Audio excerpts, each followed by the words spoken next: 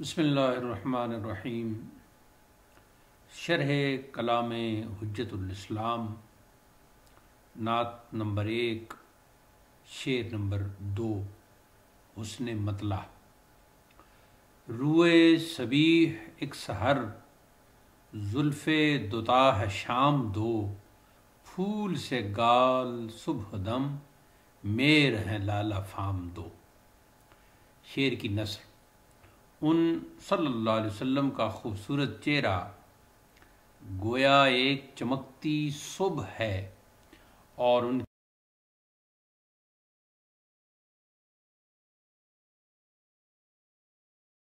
کی دو زلفیں گویا دو شامیں ہیں، اور ان کے پھول جیسے رخسار یوں لگتا ہے جیسے صبح صبح طلوع ہونے والے دو لالا فام سورج ہیں۔ شعر کا مضمون سراپا نگاری، دمکتے چہرے اور مہکتے گیسوؤں کا تذکرہ ہے۔ شرح: نمبر 1، روئے صبیح ایک سحر۔ روئے صبیح مرکب توصیفی ہے، روئے موصوف اور صبیح اس کی صفت، یعنی صباحت والا چہرہ۔ صباحت کا معنی ہے وہ خوبصورتی جو گوری رنگت کے ساتھ ہو۔ اس کے مقابلے میں بعض اوقات لفظ ملاحت آتا ہے۔ ملاحت کا معنی بھی خوبصورتی ہے، مگر اس میں سبز رنگ کی آمیزش ہوتی ہے، گویا صباحت میں چمک دمک کا عنصر زیادہ پایا جاتا ہے۔ نمبر 2، سحر سے یہاں مراد چمکتی صبح ہے، اور شام دو سے مراد دو شامیں ہیں۔ چونکہ زلفیں دو ہیں اس لیے دو شامیں قرار دی۔ نمبر 3، پھول سے گال صبح دم، میر ہیں لالا فام دو۔ پھول سے یعنی پھول جیسے، اس میں رنگت اور ملائمت دونوں کے ساتھ تشبیہ ہو سکتی ہے۔ گال کا معنی ہے رخسار، اور میر کے ایک سے زائد معنی ہیں، یہاں مراد سورج ہے۔ لالا فام یعنی گلے لالا جیسے۔ لالا جیسا کہ نام سے ہی ظاہر ہے ایک لال یعنی سرخ رنگ کا پھول ہوتا ہے، اگرچہ اس کی کئی قسمیں ہیں لیکن زیادہ مشہور سرخ رنگت والا ہے۔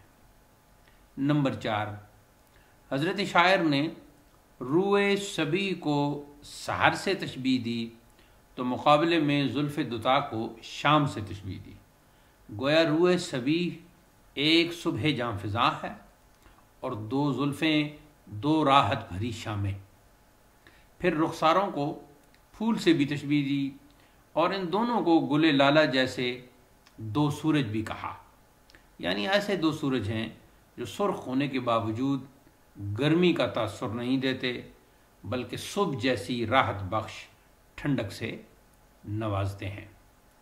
نمبر 5، اس شعر میں بھی چمکتے چہرے اور مہکتے گیسوؤں کا تذکرہ منفرد اور محبت بھرے انداز میں کیا گیا ہے۔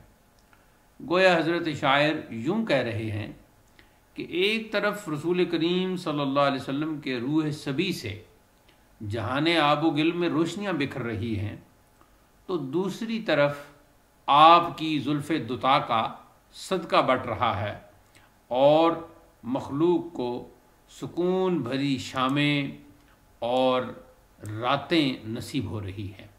صلی اللہ علیہ وسلم لیلاً و نہارا۔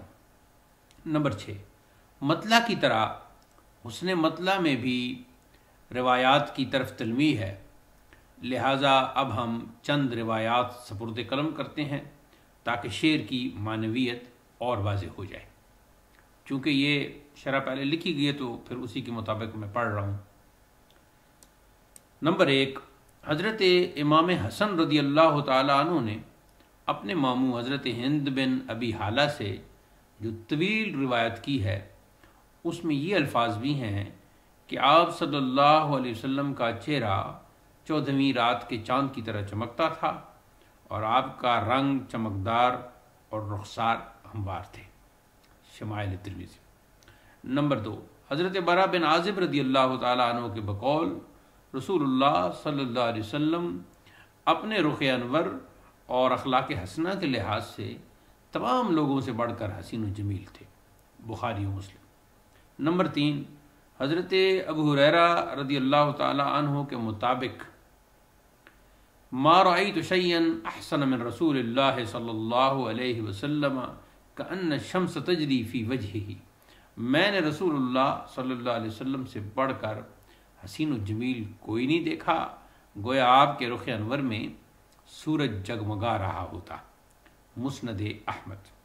نمبر 4، حضرت ابو عبید رضی اللہ تعالی عنہ نے ربیع بنت معوذ سے رسول اللہ صلی اللہ علیہ وسلم کے جمال جاں فضاں کے متعلق استفسار کیا تو انہوں نے فرمایا یا بنیا لو رأیتہ رأیت الشمس طالعۃ، پیارے بیٹے اگر تو ان کی زیارت سے مشرف ہوتا تو تو دیکھتا جیسے روشنیاں بکھیرتا سورج طلوع ہو رہا ہے۔